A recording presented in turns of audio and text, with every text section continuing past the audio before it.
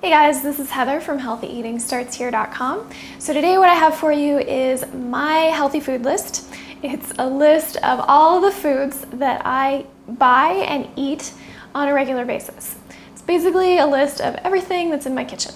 I put it together for you guys because I wanted to help you stock up your kitchen with healthy foods. It can make a huge difference when you're trying to either start out on or get back on to a healthy eating track if you stock your kitchen properly.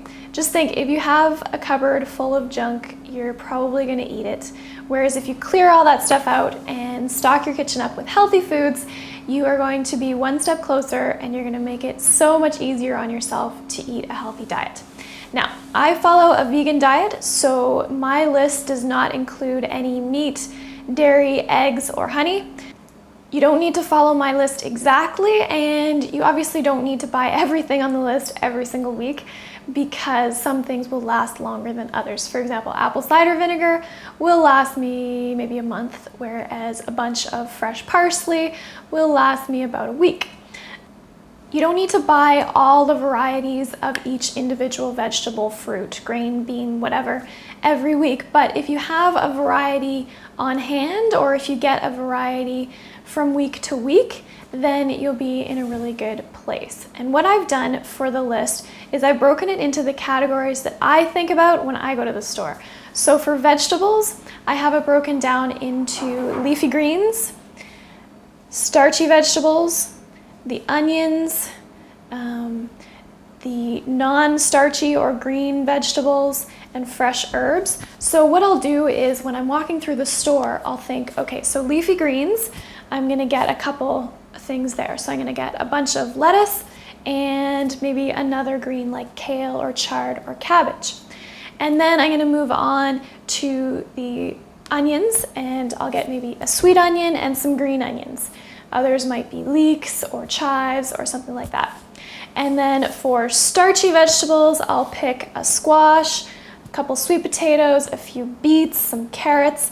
So you can see that if you think about the groups of vegetables and just getting a few from each one, you can make it a lot easier on yourself when you go shopping. And then you have a variety of different things in your fridge so that you can always come up with a healthy meal.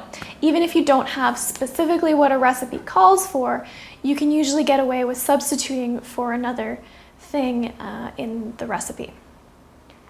And then moving on from produce, when I look at the grains, the beans, the nuts, seeds, and such, I just keep a variety on hand in my kitchen. So I'll have both short and long grain brown rice, some millet, some quinoa, some rolled oats, some steel cut oats. And then when I run out of one of those, I'll just go and refill it. Beans, same thing. I'll keep maybe 4 types of different beans on hand. And then when I run out, I'll get maybe a different kind, maybe the same kind. But if you keep getting a variety, you'll keep learning new things about new foods. Then the bottom half of my list are things that I don't get as often. Things like oils, vinegars, salt, stuff like that. So take a look at the list. It's posted on the site at healthyeatingstartshere.com. I've also put together a printable PDF version of the list so that you can print it off, put it on your fridge, or take it with you to the store so that you can keep things straight in your head and make sure that your kitchens are stocked up with all that healthy goodness. So I want to hear from you guys. What is on your healthy food list? Is there something that I may have missed, or is there something that is more to your tastes? Let me know. Leave me a comment below, and I will see you guys next time.